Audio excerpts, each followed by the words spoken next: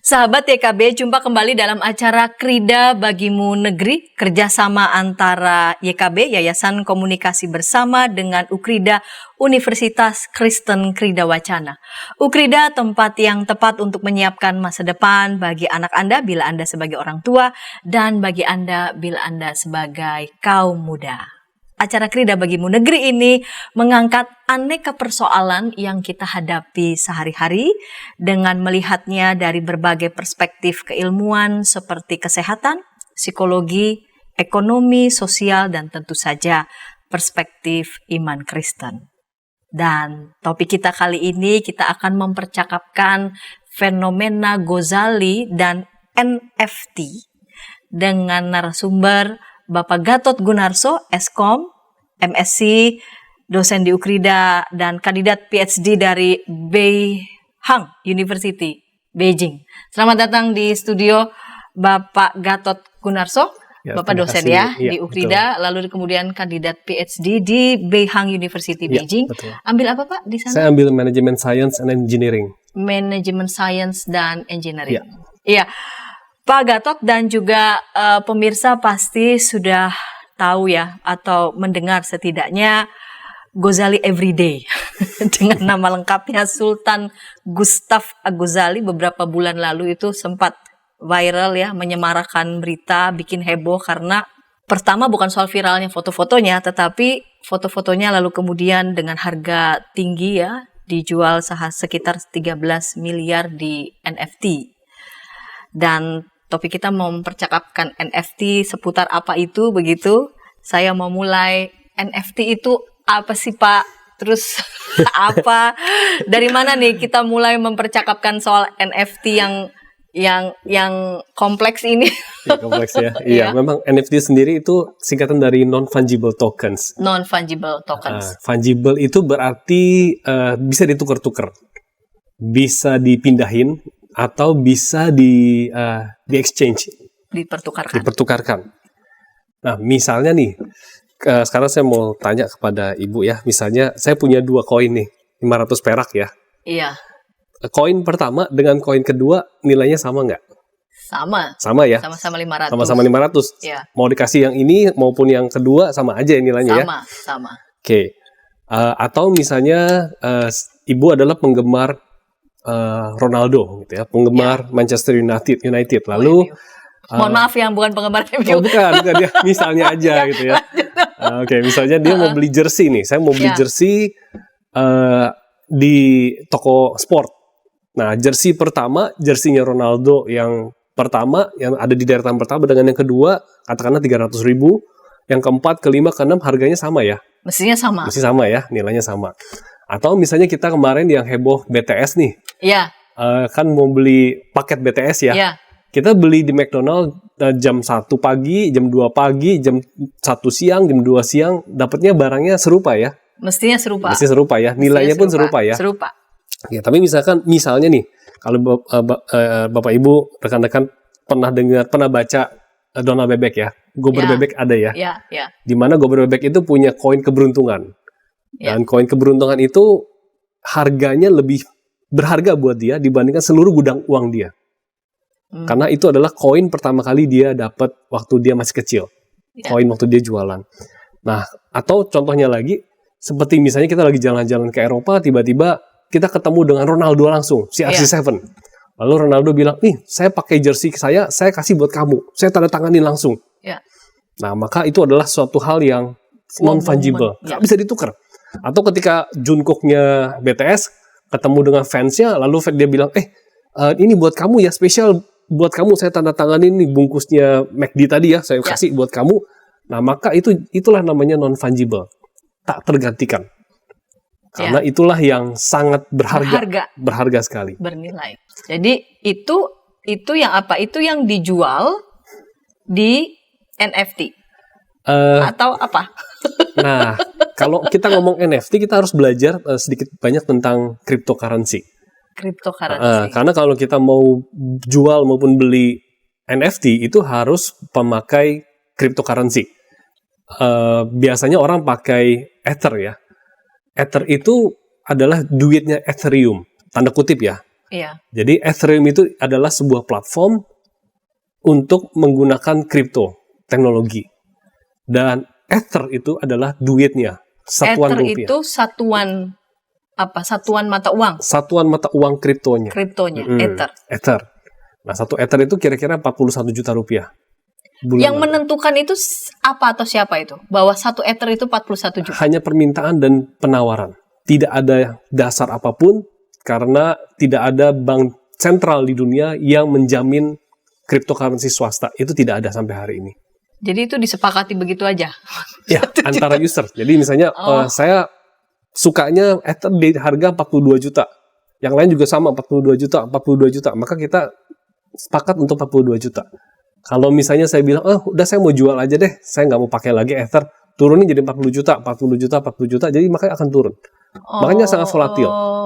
Tergantung pada permintaan dan penawaran. Itu makanya itu karena itulah salah satu alasan utama cryptocurrency tidak akan pernah bisa dipakai sebagai pengganti uang fiat. Itu nggak bisa. Karena memang sangat fluktuatif. Ya, tergantung permintaan. Ya, nggak mungkin kita beli roti hari ini 10.000, besok 30.000, besoknya lagi 5.000, kan nggak mungkin kita jualan. Iya, tidak mungkin jualan gitu.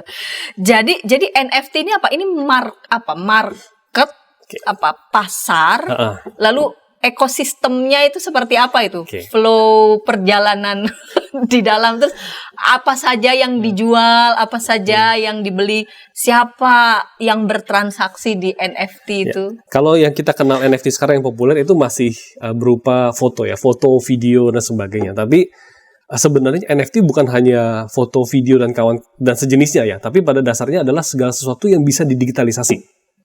Apapun itu, mau tulisan kita, ide kita, video kita, hasil karya kita, pemikiran kita, bahkan nih, misalnya kita suka games, lalu kita dapat momen-momen tertentu, misalnya di LoL, Warcraft, dan sebagainya, saya menang nih lawan tim ini, itu bisa dijual. NBA contohnya, itu menjual momen-momen terbaik ketika bintangnya itu shoot, atau steal bola, maka itu bisa dijual. Ambil contoh misalnya yang Derek jual itu bisa sampai laku $200.000. Dan itu bukan cuma satu orang yang bisa beli. Pemiliknya bukan cuma satu. Bisa 100, bisa 1.000. Dan saya harus membayar sekitar $200.000 tadi. Yang menentukan harganya sih yang mau menjual atau bisa dari harga jual dulu, misalnya startnya 100.000. Terus kemudian terjadi apresiasi. Wah, ada orang banyak mau minta nih, saya suka.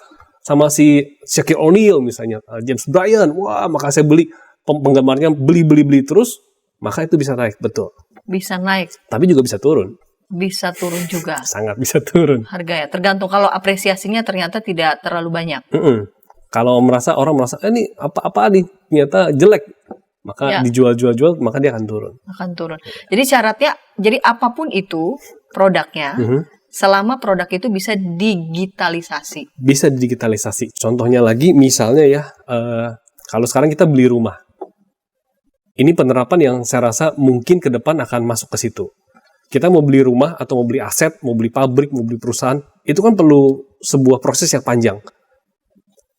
Ada perjanjian jual beli dulu, ada ke notaris dulu, kemudian nanti ada pengadilan dan sebagainya. Wah, panjang sekali kan, berbulan-bulan, mungkin 1 bulan, 2 bulan, mungkin 3 bulan. Kalau saya tiba-tiba saya mau pakai atau saya mau ajukan ke bank kan nggak bisa. Iya. Nah, kalau pakai NFT, karena dia salah satu keunikan NFT adalah dia itu bisa dilacak keunikannya, bisa dibuktikan otentisitasnya. Bagaimana cara membuktikan keunikannya? Cara membuktikannya dengan teknologi blockchain. Teknologi blockchain. Jadi dalam NFT itu ada teknologi blockchain. Ada teknologi blockchainnya. Itu blockchain itu apa itu, Pak? Nah, blockchain itu seakan-akan begini. Misalnya kita main monopoli nih ya. Monopoli. 5 orang di kita ini main monopoli, lalu saya punya $100, ibu punya $100, semua punya 100. Iya. Lalu saya mau kirim ke ibu $50.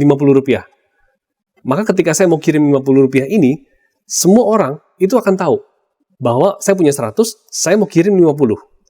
Ya. Lalu ketika saya sudah kirim, semua orang tahu ibu punya 150, saya punya 50, yang lain masih punya 100. Iya. Nah, kalau ada orang ke-6 datang, lalu dia bilang, saya mau ikutan main dong, main monopoli. Nah, semua orang pasti tahu, bahwa saya hanya punya 50, ibu punya 150, punya 100, 100, 100. Lalu misalnya saya bilang, kamu orang baru ya, saya mau kasih kamu 200. Maka semua orang akan bilang saya bohong. Karena semua orang yang bermain. Semua orang bermain, karena semua orang ingat. Semua sama-sama ingat, semua sama-sama punya catatan bahwa saya hanya punya 50 rupiah, 50 kredit misalnya. Ya. Ibu punya 150. Jadi nggak mungkin saya bisa keluarkan 200. Nah, teknologi ini adalah teknologi blockchain. Mungkin masih mengambang. Jadi maksudnya adalah teknologi ini itu dihitung atau dikumpulkan dan dicatat sebagai blok data. Blok data. Blok data. Jadi katakanlah saya punya 50, ibu punya 150, punya 100, 100. Itu adalah 50, 150, 100, 100, 100. Itu blok data semua. Ketika ada pemain baru datang, itu akan ditambahkan ke blok berikutnya. Informasi tersebut. Informasinya. Betul. Nah, informasi tersebutlah yang dikatakan blockchain. Nah, proses pencarian ini atau penambahan ini nggak semerta-merta main tambahin begitu aja, nggak. Itu namanya pakai teknik blockchain. Dia mencari hash. Hash itu jadi supaya informasi ini nggak bisa dirubah. Informasi yang ditambahkan tadi itu nggak bisa dirubah oleh orang siapapun, termasuk dia sendiri, termasuk pemain semua. Iya. Kita nggak bisa bohong. Ini teknologi ya, jadi sifatnya apa? Jadi presisi dia pasti. Sangat presisi. Hampir bukannya nggak mungkin, tapi hampir tidak mungkin dibohongin, manipulasi hampir nggak mungkin. Kecuali ya. Semua di antara kita sepakat kita mau manipulasi. Nah itu. Saling membohongi diri semua sendiri gitu. Jadi kita bilang, kita bohongin sama-sama yuk. Gitu. Ya udah, saya punyanya jadi 1.000 gitu ya. Ibu punya 1.000. Padahal tadi saya cuma punya 50. Iya. Tapi saya bohong, kita bohong sama-sama yuk. Itu bisa. Oh iya, nanti datanya akan berubah mengikuti. Ya udah kita ubah aja begitu. Kita ubah rame-rame. Kesepakatan rame-rame. Nanti teknologinya akan mengikuti, menyesuaikan. Akan mengikuti, betul. Tapi akan sulit karena yang biasanya pakai teknologi blockchain ini bisa ribuan orang. Dan entah siapapun kita nggak tahu. Itu anonimus. Anonimus. Bisa dibikin anonimus, bisa dibikin juga tidak anonimus juga bisa. Dari mana kita yakin kan anonimus kan? Bisa siapa aja bisa. Nggak tahu gitu. Nggak tahu, betul. Tapi blockchain ini yang menjadi penentu. Betul. Nah, blockchain ini bisa bukan memberikan informasi siapa yang punya berapa, itu nggak ada. Hanya blockchain ini akan memverifikasi bahwa betulkah saya punya 50? Oh betul, lewat ini. Jadi dia nggak akan memuat atau tidak akan bisa memberitahu kepada peserta lain bahwa saya punya berapa, itu nggak bisa. Nama saya siapa, nggak bisa. Blockchain ini hanya bisa memberitahu betulkah pertanyaan kamu benar. Ya. Betulkah saya punya 50? Oh benar. Hanya itu aja. Tapi ketika ditanya, kamu punya berapa? Blockchain ini nggak akan menjawab. Jadi tadi sebelum kita bermain, sebelum transaksi itu terjadi, blockchain itu sebagai apa berarti? Sebagai data. Data. Jadi saya bisa pastikan misalnya foto saya atau muka yang saya NFT-kan itu benar-benar milik saya. Saya yang pemiliknya. Oh, jadi bisa dibuktikan begitu bahwa sungguh foto ini adalah milik saya. Tidak saya curi begitu. Saya curi. Tidak saya copy dari orang lain. Atau misalnya saya jual kepada ibu foto saya, maka foto itu milik ibu, bukan milik saya lagi. Jadi kalau saya masih punya foto saya, itu bukan milik saya sebenarnya. Foto kan bisa aja saya ambil dari mana begitu, kan belum tentu blockchain tahu resource. Nah, tapi ketika dia resource yang lain kan belum didaftarkan begitu. Betul. Nah, ketika yang lain belum didaftarkan, maka akan diidentifikasi bahwa itu bukan yang original. Yang original itu cuma punya yang saya jual ke ibu. Yang lainnya semua palsu. ini makanya ini kayak hutan belantara ya. Hutan belantara ya, iya betul. Ya, baiklah, kita akan lanjut ke segmen yang kedua ya, Pak. Tapi sambil saya juga serap-serap sedikit. Dan sebelumnya kita dengarkan dulu pesan-pesan berikut ini.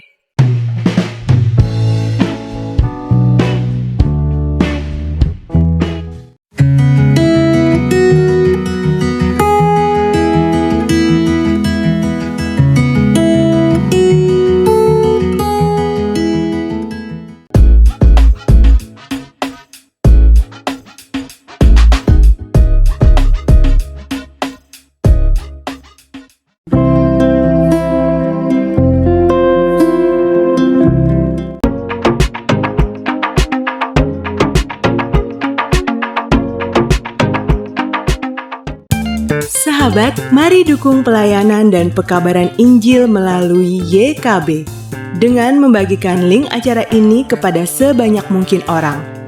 Dukungan juga dapat saudara lakukan dengan mentransfer dukungan finansial ke rekening BCA ke nomor 450 305 2990 450 305 2990 atas nama Yayasan Komunikasi Bersama.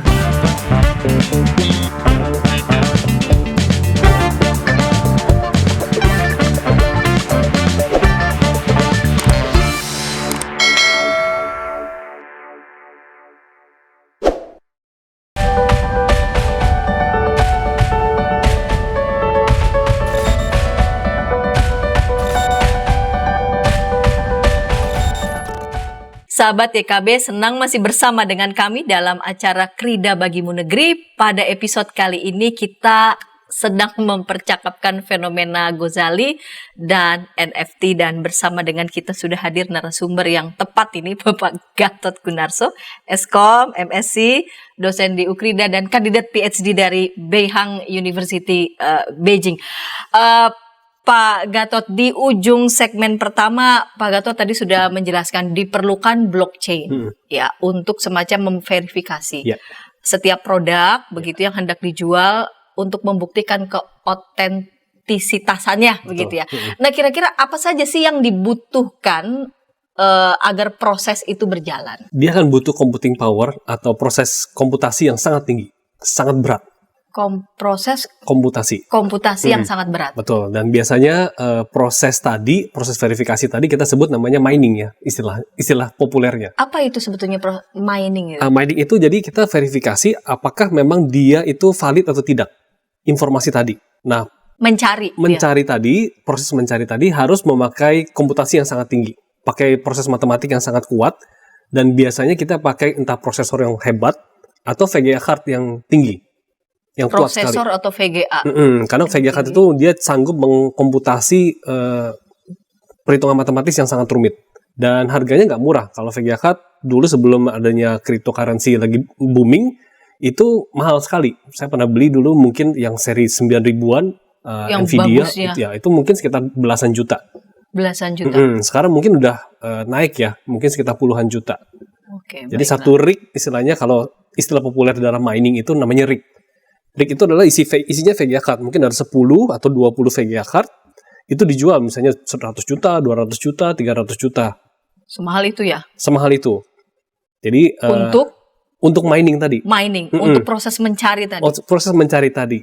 Kenapa? Karena proses mencari tadi ketika berhasil menemukan, maka si rig tadi itu akan dapat reward berupa koin atau berupa cryptocurrency tadi. Kalau dia miningnya Bitcoin, dapatnya Bitcoin. Kalau dia miningnya Ether, ya Ethereum, dapatnya Ether, dan sebagainya. Litecoin, Dogecoin. Dan harganya nggak murah. Mungkin sekitar 100 sampai 200 juta gitu ya. Jadi kalau kita main komputer atau kita jualan komputer, dulu saya jualan komputer, kita tahu bahwa kalau sebuah alat itu di-push sampai maksimal, katakanlah 100%, performanya 24 jam, 7 hari seminggu, biasanya jebol tuh setahun 2 tahun. Setahun 2 tahun. Bayangin aja kalau misalnya kalau main itu terus-menerus itu gimana itu? Jebol. Jadi teman saya ada saudara saya beli rig tadi harganya 100 juta. Saya tanya dia dapat cuannya berapa? 4 juta sebulan. Gede dong, gede. Oke, tapi listriknya bayar 2,5 juta. Listriknya 2,5 juta? Listriknya 2,5 juta sebulan. Untuk dapat cuan? Untuk dapat cuan 4 juta. Nah, balik modal kalau kita modalnya harus berapa? 60 bulan kan ya? Iya. Itu kalau balik modal. Istilahnya kita tahu ya 2 tahun kemudian akan jebol. Karena kan kita push terus 24 jam. Jadi sebelum cuan, sebelum balik modal itu udah rusak. Udah rusak? Udah rugi dong, berarti harus beli lagi? Harus beli lagi. Terus kenapa bisnis itu masih dimainkan? Kalau ternyata sebesar itu resikonya? Ya itu resiko untuk mining ya. Iya. Resiko untuk mencarinya kan? Untuk mencarinya. Mengandaikan resource yang segitu besarnya. Mahalnya. Iya, betul. Begitu mahalnya, mengandaikan pasokan listrik juga. Betul. Harus sangat kuat. Listriknya harus sangat kuat. Besar sekali. Itu makanya di China dan India dan Rusia sudah dilarang.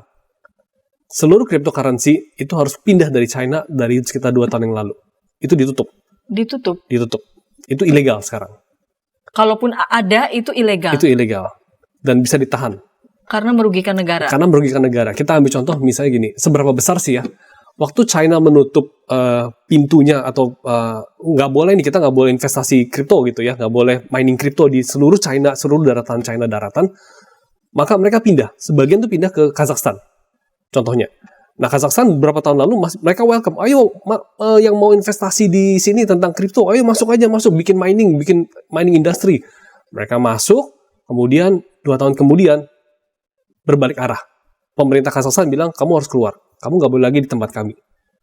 Karena mereka menghitung ada pertumbuhan permintaan itu 1.500 megawatt per tahun dari industri mining doang. Seberapa besar sih? 1.500. PLTA Asahan 2 aja yang menghabiskan dana 2,2 triliun itu hanya bisa menghasilkan 150 megawatt. Jadi Kazakhstan itu memerlukan 22 triliun hanya untuk demi mining, memfasilitasi mining tadi. Dan 22 triliun itu uang beneran gitu ya. Dan itu harus istilahnya kalau dijadikan rumah sakit, dijadikan jalan raya itu udah. Iya, malah jadi lebih banyak. Betul. Manfaatnya banyak banget. Memang harus industri mining ya begitu ya. Nah, itu juga berkaitan dengan minyak ya, minyak. Berkaitan dengan harga minyak. Apa kaitannya di industri mining lalu kemudian pasokan listrik yang memang sangat besar dan itu pasti merugikan negara dan harga minyak? Oke. Beberapa penelitian menunjukkan misalnya ada menunjukkan 1% permintaan listrik di dunia itu akan meningkatkan 1% harga minyak. Jadi kalau crypto mining ini meningkatkan katakanlah 5% atau 10%, maka akan naik. Harga minyak akan naik. Dan harga minyak kalau naik, otomatis orang akan berpikir ulang. Daripada saya pakai minyak beneran, lebih baik saya pakai pengganti dong. Penggantinya apa? Apa itu? Biodiesel. Minyak biodiesel. Biodiesel datang dari mana? Minyak kelapa sawit. Minyak goreng. Otomatis hilanglah minyak goreng dari pasaran. Karena ya orang akan beli minyak goreng untuk dibakar menjadi tenaga listrik. Jadi orang membeli itu untuk dijadikan tenaga listrik. Betul. Untuk pengganti BBM. Untuk pengganti substitusi BBM. Apa kemarin hilangnya? Iya, saya tanya kepada mahasiswa, apa nih hubungannya? Mereka bingung kan. Apa hubungannya ya? Saya jelaskan bahwa dengan harga minyak yang naik, otomatis orang akan memburu sesuatu yang lebih murah. Substitusinya lebih murah. Dengan lebih murah ini, otomatis orang akan cari penggantinya ya, misalnya minyak goreng, untuk dijadikan, atau minyak bekas, untuk dibakar ulang, dijadikan energi tadi. Nah itu, kalau ketika itu hilang dari pasaran, lalu kemudian, apa yang memungkinkan supaya itu balik lagi harus dinaikkan harganya? Mau nggak mau menurut saya ya, harga itu harus, kita belajar dari sejarah ekonomi dunia, semua kontrol harga itu akan menghilangkan menghilangkan barang tersebut dari pasar. Dan akan menciptakan justru black market. Meskipun tujuannya baik ya, untuk supaya rakyat tuh lebih sejahtera dan sebagainya, tapi kenyataannya it doesn't work. Kalau kita belajar sejarah. Baik. Ya. Nah, kembali lagi ini tadi kan mensyaratkan kemampuan teknologi ya, yang oke, yang baik. Lalu kemudian pertanyaannya bisnis ini sendiri menjanjikan nggak kalau ternyata begitu ya? Kalau lihat dari proses-prosesnya itu mensyaratkan begitu banyak resource yang terlalu sangat besar dan mahal, dan berapa orang paling yang bisa sanggup, bahkan untuk teknologi mining aja tadi kan nggak ada secara legal. Kalaupun itu ada, itu mainnya secara ilegal. Ya, 2009 waktu pertama kali Bitcoin jalan, teman saya ajakin saya, mau mining Bitcoin nggak? Saya tanya, buat apa mining Bitcoin? Ya buat iseng-iseng aja gitu. Enggak, ngapain? Caranya gimana? Colok aja laptopnya gitu, kemudian dibiarin aja. Dulu dalam berapa detik itu bisa dapat 1 Bitcoin. Pakai 1 laptop sederhana, Celeron misalnya. Sekarang untuk dapetin 1 Bitcoin itu mungkin perlu komputer segede ruangan ini. Kenapa begitu? Kenapa yang dulu bisa hanya dengan Celeron sekarang? Karena dengan processing tadi itu kan makin lama makin panjang. makin lama makin berat. Sekarang satu token aja, crypto wallet misalnya Bitcoin, itu memerlukan 500 giga. 500 giga itu satu hard disk saya ini, satu hard disk laptop. Itu hanya satu token. Nah, untuk katakanlah 10 juta token, 80 juta token, kali aja seberapa besar. Dan itu dimiliki oleh begitu banyak orang. Jadi dia untuk satu kali transaksi, dia butuh memproses data 500 giga. Mungkin tahun depan itu jadi 1 tera. Tahun depannya lagi 2 tera.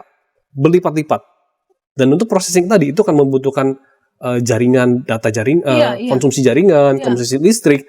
Jadi menghabiskan bandwidth juga, kuotanya jadi makin gede. Itu sangat tinggi. Kalau mengandaikan ternyata resource-nya sebegitu besar gitu. Apakah tetap sustainable gitu ya? Iya. Kalau saya melihat ini akan bisa berjalan bila menemukan killer application, aplikasi yang memang berguna sekali untuk masyarakat. Misalnya tadi untuk seni, penjualan seni, atau misalnya untuk real estate.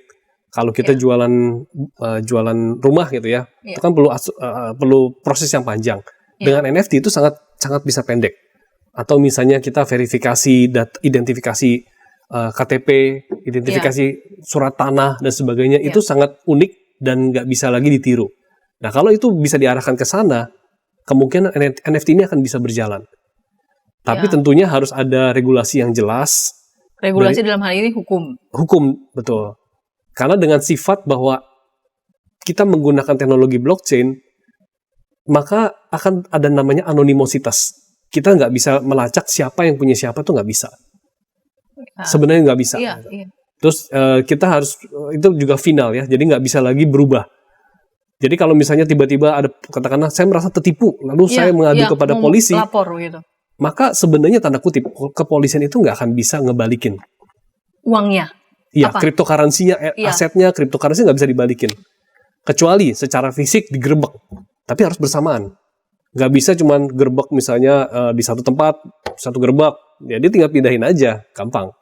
Tapi kalau digerebek sekaligus, 10 tempat, semuanya digerebek, nah itu bisa. Tapi kalau satu-satu nggak akan bisa. Tapi itu pun juga asetnya belum tentu kembali. Belum tentu kembali. Jadi kayak direlakan aja begitu? Direlakan aja. Mau nggak mau. Sementara hukum kita belum ada yang ke arah situ ya. Bagaimana mungkin bisa sustainable sedangkan tadi kan tadi Bapak tadi menjelaskan syaratnya saja prosesnya sudah begitu panjang, mensyaratkan resource yang sebegitu besar. Jangankan bagi kita begitu, bagi negara-negara tertentu juga kan perlu persiapan yang demikian panjang. Betul. Sampai hari ini Amerika Serikat pun menggolongkan NFT sebagai securities ya. Sampai hari ini oleh Securities Commission, Securities Exchange Commission. Nah, mereka itu yang mengatur bahwa itu NFT badan pengawas kayak di sini seperti mungkin Bapepam ya. Jadi mereka mengawasi bahwa ini adalah dihitung sebagai aset, NFT ini sebagai aset, cryptocurrency sebagai aset, digital aset. Yang bisa dimiliki. Bisa diperjualbelikan, bisa dipindah tangankan juga bisa. Bisa dipindah tangankan. Kalau pertanyaannya apakah sustainable? Pertanyaan yang serupa mungkin kalau kita lihat tarik sekitar 20 tahun yang lalu seperti internet. Iya. Internet apakah waktu itu sustainable? Pada saat ketika 98 itu terjadi .com bubble, terus pecah. Semua orang bilang, forget it lah, percuma lah. Kita nggak bakal pakai internet, selamanya nggak bakal terbang. Internet nggak bakal berguna untuk bisnis dan sebagainya. Iya. Tapi 20 tahun kita tarik kemudian, Berbeda sekali. Jadi ini optimis bahwa bahwa ini sustainable. Optimis dalam hal begini. Kalau saya satu tahun terakhir saya ingatkan kepada mahasiswa, kalau kamu mau masuk ke dunia cryptocurrency atau mau masuk dunia NFT, kamu bikin NFT-nya, kamu bikin infrastrukturnya, kamu bikin platformnya, kamu bikin ekosistemnya, bukan ikut masuk, kamu jual beli, lalu misalnya jual foto siapa gitu ya, kemudian dengan harapan bahwa ini bisa naik, itu nggak sustainable. Tapi kalau kita bikin ekosistemnya, kita yang bikin, maka itu sangat sustainable. Jadi bikin sendiri begitu? Bikin sendiri. bikin sendiri infrastrukturnya. Iya. Saya bayangkan infrastruktur di dunia digital kayak gimana ya, butuh batu bata. Infrastrukturnya itu. Jadi kalau menurut Pak Gatot ini NFT ini bisnis atau ini ada judi juga? Bukan judi ya, tapi juga bukan bisnis. Oke, sebentar. Kita akan lanjut ini di segmen yang ketiga. Bukan bisnis, tapi juga bukan judi. Iya. Namun sebelumnya kita dengarkan dulu pesan-pesan berikut ini.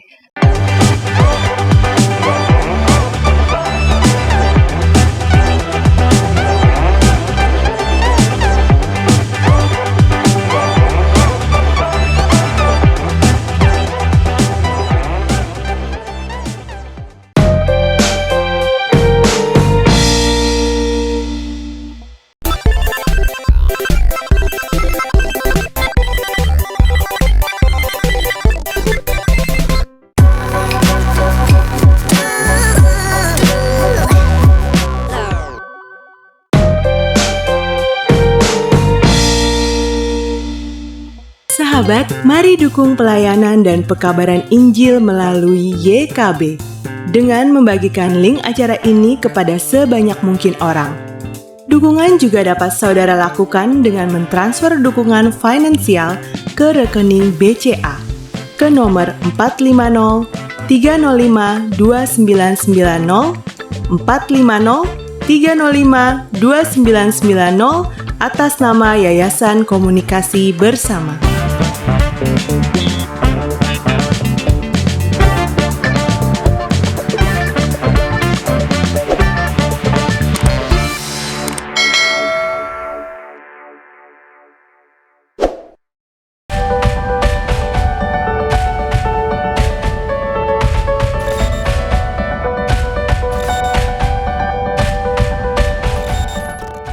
Pemirsa, senang masih bersama dengan kami dalam program Krida Bagimu Negeri.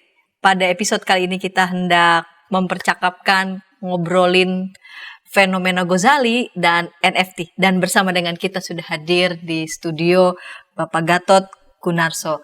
Pak Gatot, tadi di penghujung segmen yang kedua, tadi saya bertanya, NFT ini tergolong bisnis atau judi? Boleh dilanjutkan, Pak? Oke, kalau bisnis menurut saya adalah kita menghitung risiko dan benefit. Jadi ada keuntungan, ada risikonya. Kalau keuntungan itu lebih tinggi daripada risikonya, maka kita ambil. Itu bisnis. Iya. Nah, kalau judi itu seakan-akan kita diberikan 10.000 peluru, lalu dikasih satu kotak peluru ya. Kemudian kita disuruh nembak dengan sniper misalnya. Sasaran 100 meter di depan, tapi syaratnya tutup mata. Ya. Kita dikasih 10.000 peluru. Kalau kita kalau kita berhasil nembak sasaran tadi, kita dapat $100 misalnya, atau $100.000. Dan satu harga peluru itu $1.000. Ya. Tapi kita disuruh merem. Pokoknya tembak aja, tembak. Nah, itulah judi. Berharap bahwa kita berhasil nembak satu sasaran, padahal kita merem. Kita nggak ngerti resikonya. Sama sekali kita buta begitu. Tidak mengerti sama Betul. sekali. Nah, NFT sendiri bukanlah suatu alat investasi. Saya yakin itu. Untuk saat ini, konteks saat ini ya. Investasi bukan sarana investasi. Karena kalau investasi kita harus ada balik modalnya, tanda kutip. Iya. Tapi kalau NFT itu nggak ada dasar balik modal, itu nggak ada. Sampai hari ini tidak ada di seluruh dunia yang bisa mengatakan NFT itu harganya sekian karena basisnya ini, nggak ada. Begitu juga cryptocurrency. Iya. Tidak ada yang satu negara pun, satu badan pun, satu orang pun berani bilang ini harganya sekian. Dasarnya ini nggak ada. Semua masih meraba-raba, semua masih mencari tahu ini aset ini harganya berapa. Terus tapi dia ada. Tapi ada yang mau beli, ada, banyak yang mau beli. Iya, itu dia. Jadi itu tergolong apa kalau begitu? Tapi dia ada, yang beli ada, lebih mau ke arah bikin spekulasi infrastrukturnya juga ada. Lebih ke arah spekulasi menurut saya. Apa bedanya judi dan spekulasi? Nah, kalau spekulasi seperti ini, tapi spekulasi yang tanda kutip di drive ya, spekulasi yang dibikin-bikin. Misalnya kita berlima nih, kita mau menggolkan foto saya. Ya. Kita mau jual foto saya harganya 1 miliar. Caranya gimana? Ya pertama kali saya jual dengan harga 50 juta. Kan absurd ya? Absurd. Kalau ada orang mau beli muka saya dengan harga 50 juta nggak? Nggak ada lah. Nggak mungkin gitu ya. Nggak begini-begini doang gitu. 50 juta ngapain? Tapi ketika ada orang bilang, saya mau beli dengan harga 50 juta. Kemudian ada orang kedua bilang, saya beli dengan 51 Dengan juta. cara kita bikin-bikin begitu. Bikin-bikin. Pura-puranya kamu maulah gitu. Maulah gitu. Besok jadi 75 juta, 80 juta, 100 juta, 150 juta. Ya. Lama-lama orang bilang, wih, ini fotonya si Gatot bisa cuan nih. Kok naik terus ya? Tiap hari naik, kagak pernah turun. Setiap hari selama sebulan naik terus. Beli nggak? Nggak deh. Besoknya naik lagi, jadi 300 juta. Beli nggak? Nggak deh. Besoknya naik lagi 400 juta. Lama-lama orang pikir, beli aja. Saya hari ini 100 juta, besok 200 juta, 300 juta, 400 juta. Bulan depan bisa jadi 1 miliar. Ya. Saya beli foto si Gatot. Padahal semua yang beli ini teman saya semua. Itu sebetulnya apa sih yang dipancing, yang digerakkan dari orang-orang yang mau beli itu sebenarnya apa sih? Salah satunya greed gitu ya. Rasa serakahnya itu. Pengen cuan gitu. Pengen cuan dan pengen jalan cepat. Tanpa Itu harus belajar. yang diambil begitu ya. Sehingga orang mau beli begitu. Mau beli karena melihat semuanya benar. Semuanya dapat untung. Padahal itu semuanya teman-teman saya semua. Teman-teman saya semua. Ya, ketika saya udah jual nih, udah laku semua, saya bilang, oke, udah laku semua ya, oke, udah jual semua kan ya, dan ya 100 orang ini 100 hak kepada 100 orang untuk memiliki foto saya sudah terjual semua kan teman-teman, oke, udah ya, bye, kita cari foto kedua, kita bikin foto kedua. Foto pertama gimana? Ya biarin aja, mau untung kek, mau jatuh kek harganya, saya nggak peduli. Jadi kalau ini bukan bisnis, bukan judi, lalu dia masuk kategori apa? Sebenarnya ini seperti internet tuh baru pertama kali muncul ya, 20 tahun, 30 tahun yang lalu, tahun 90-an. Orang ketika pertama kali .com bubble itu meletus, orang bilang forget it lah, nggak bakal internet itu bisa menggantikan perdagangan, industri, menjadi sumber penghasilan dan sebagainya. Lupakan aja. Kenyataannya 20 tahun kemudian, sekarang kita melihat perdagangan banyak digerakkan oleh internet. Komunikasi internet. Sangat. Semua internet. Kurang lebih menurut saya ke depan NFT ini sedang mencari bentuk akan seperti apa. Saya percaya NFT yang akan kita hadapi 20 tahun lagi bukanlah NFT yang saat ini kita mengerti ini, bukan. Bukan seperti yang sekarang ini. Bukan seperti sekarang yang jualan foto, jualan video, jualan muka KTP, bahkan ada beberapa orang dengan sengaja memposting foto KTP-nya. Itu bahaya. Dia pikir, bisa laku nih, bisa cuan kayak Gozali gitu ya. Dia foto-foto, terus kemudian dia foto-foto diri dia setiap hari. Itu membahayakan. Membahayakan diri dia. Kenapa? Karena ke depan akan namanya ada biometric check. Contohnya seperti di China, kita udah nggak pakai, sebagian sudah nggak pakai kartu dan sebagainya. Kita pakai muka kita. Kita mau jual, kita mau beli barang, itu tinggal scan muka. Nah, biometrik ini, bayangkan bahwa biometrik ini ditangkap oleh orang-orang jahat. Di fotonya kan ya, itu kan difoto tuh KTP-nya, muka kita. Nanti ketika mau bayar, dia tinggal tunjukin aja fotonya kita. Nih, tip. Yang kena siapa? Kita yang kena. Kita yang harus bayar. Kita yang harus bayar. Ya.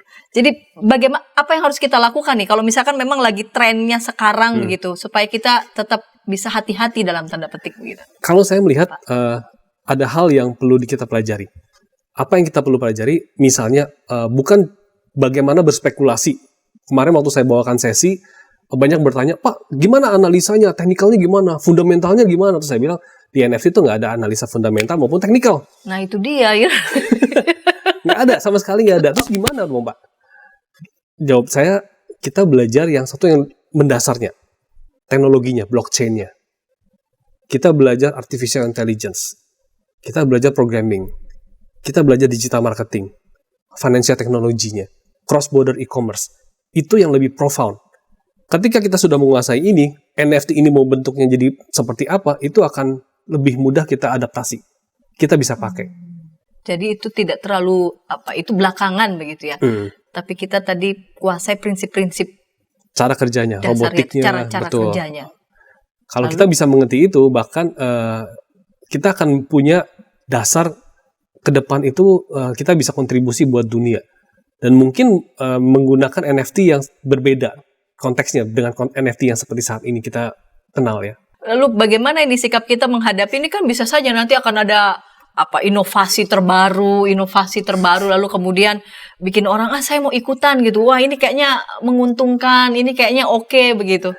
Apa prinsip-prinsip dasar apa nih yang harus ada pada diri kita, apalagi rasanya mereka tahu begitu ya psikologi orang begitu ya, psikologi manusia ingin tahu, ingin dapat untung, lalu kemudian ada sisi serakah itu juga dikilik-kilik gitu. Kita belajar dari sejarah juga. Tahun 1600 ada yang namanya tulip mania di Belanda. Ya. Jadi waktu itu Belanda bukannya penghasil tulip, tapi datangnya dari Turki. Bunga tulip. Dibilang ini bunga super indah, bisa cuan, kita bisa ekspor. Itu betul-betul. Waktu itu bisa diekspor, betul. Tapi tidak setinggi itu. Ya. Saat itu sampai bagaimana diharganya tulip, sampai 1 batang tulip bisa ditukar dengan 1 hektar tanah. Saking berharganya. Tapi 2 tahun kemudian worthless, nggak ada harganya. Kita juga belajar, misalnya seperti arwana dulu ya, ada arwana, terus ada ikan koi gitu ya, ikan koki yang jenong-jenong gitu ya, terus akik 40 juta, teman saya bilang, saya dapat batu akik 40 juta, murah. Tahun depannya itu cuma 50.000 harganya di pinggir jalan. Nangis nggak gitu ya? Nah, kita belajar dari situ, kita tahu bahwa ini bisa meletus nggak? Waktu teman saya bilang, waktu saya memperingatkan kepada mahasiswa, jangan main robot trading ya 2 tahun lalu. Ada beberapa yang bilang, enggak Pak, saya udah cuan nih, Bapak lihat udah cuan, udah balik modal dan sebagainya. Terus saya bilang, jangan, kamu keluar. 2 tahun lagi paling lama jebol, pasti harus jebol, pasti harus cut loss, pasti harus maksudnya hilang lah ya robot trading, karena itu money game doang, penipuan. Dan betul, jebol juga, bertahan 2 tahun. Pertanyaannya, NFT ini bertahan berapa lama nih fad-nya gitu ya, atau hype-nya? Perkiraan saya paling lama 3-5 tahun, paling lama. Setelah itu selesai, maka akan pecah semua sama-sama nangis, semua sama-sama bingung. Ini duit saya hilang semua, nyemplung gitu. Sama-sama menangis gitu. Kalau gitu kan ini apa maksudnya? Jadi kita harus dibekali apa ya? Pengetahuan, prinsip-prinsip. Jadi kalaupun ada inovasi yang baru, yang pasti itu kan datang dari orang-orang yang memang menciptakannya ya. Apa kita diemin aja begitu? Kalau diemin aja juga kan tidak akan ada benefit buat kita ya. Iya, benar. Tidak ada inovasi, tidak ada benefit gitu kan, tidak ada kreasi yang baru. Itu gimana Pak? Mungkin prinsipnya adalah pertama jangan percaya sama katanya cuan gitu ya. Wow, nih saya tunjukin nih, saya punya rekening bengkak gitu ya, digaplok duit 50 juta sebulan. Wah, bangga kan gitu ya, anak-anak muda apalagi. Wah, pokoknya nih saya untung nih dapat 100 juta nih dari jualan NFT. Iya. Wah, temannya kan juga mau kan. Lumayan, kemarin cuma modal 10 juta, sekarang untung 100 juta. Kenapa enggak gitu? Resikonya wah boleh lah, cemplungin aja. Dia nggak tahu. Jadi bahwa itu nggak akan bertahan lama. Jadi pertama adalah jangan bergantung sama katanya. Kalau memang benar-benar mau, ya gunakan logika. Logika kita logika sehat. Seperti ada orang bilang, Pak, tapi itu laku Pak. Twitternya Jack Dorsey ya, dengan harga hampir 3 juta dolar. Yeah. Dan itu 1 orang, yang bisa beli bisa banyak orang, bisa 5 orang, 6 orang, 10 orang, bayangin aja. Dan ini naik terus Pak.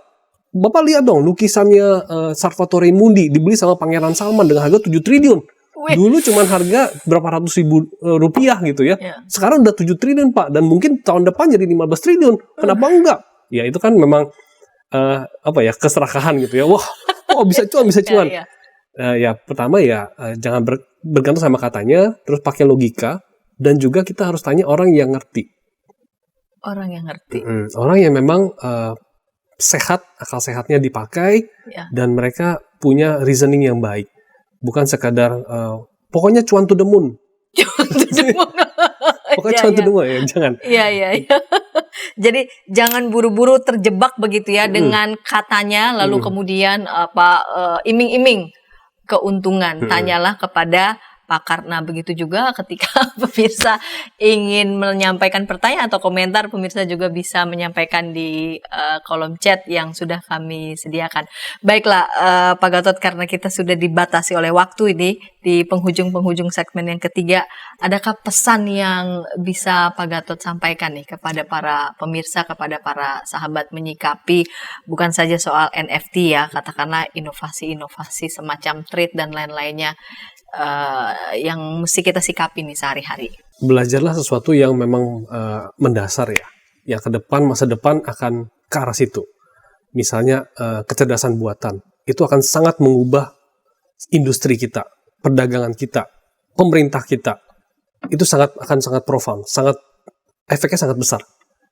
Belajarlah marketing tapi digital, financial technology. Karena fintech itu bukan sekedar peer-to-peer lending atau sejenis digital banking, tapi luas sekali. Dan dunia sedang berubah dengan sangat cepat, jauh lebih cepat dibanding yang kita pikirkan. Belajarlah cross-border e-commerce, robotika, dan sebagainya. Jadi, bahwa akan banyak profesi yang hilang, akan banyak profesi yang muncul juga ke depan. Karena itu kita harus beradaptasi. Jangan takut beradaptasi, jangan berharap juga bahwa dunia akan sama seperti sebelum pandemi. Itu sangat-sangat nggak mungkin. Jadi kita harus memperlengkapi diri kita, terus belajar, jangan takut untuk mencoba, jangan takut untuk gagal. Tapi gagalnya gagal yang bukan gagal yang jatuh ke belakang gitu ya. Kalau jatuh tuh jatuhnya ke depan gitu. Jadi kita maju ke depan, bangkit lagi, jatuh ke depan lagi nggak apa-apa, bangkit lagi, jatuh ke depan, terus maju ke depan. Jangan mundur ke belakang. Itu pesan saya. Terima kasih Pak Gatot udah bersedia datang ke studio dan berbagi bersama dengan kami. Dan pastinya juga topik tentang ini juga pasti masih menyisakan gitu ya, berbagai macam pertanyaan dalam benak kita yang tadi Pak Gatot tadi sudah sampaikan. Banyak belajar dan juga bertanya kepada yang benar-benar mengerti, kepada yang benar-benar paham. Baiklah pemirsa, kita sudah sungguh-sungguh tiba ini di penghujung acara dan kita akan berjumpa di episode yang akan datang dengan topik-topik menarik lainnya dalam acara Krida Bagimu Negeri. Sampai jumpa.